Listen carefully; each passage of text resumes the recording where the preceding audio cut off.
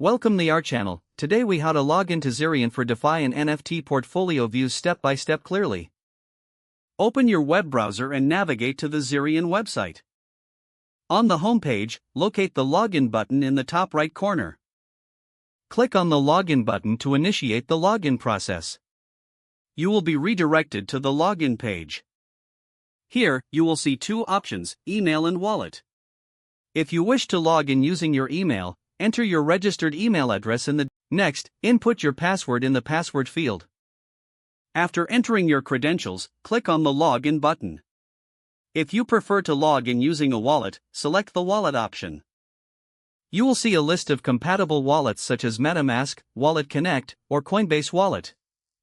Choose the wallet you want to use by clicking on its icon.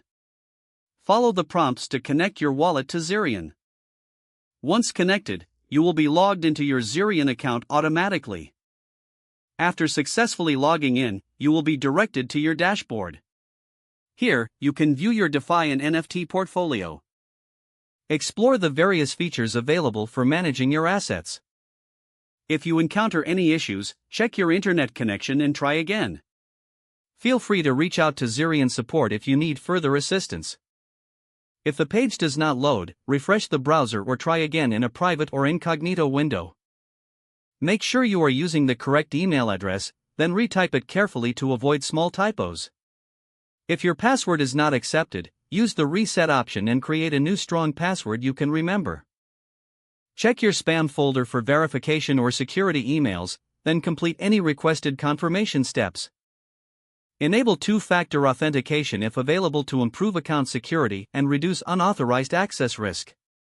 After signing in, review your profile details so your contact information and settings are accurate and current. If you see an error message, note it down and try again after restarting your device and internet connection.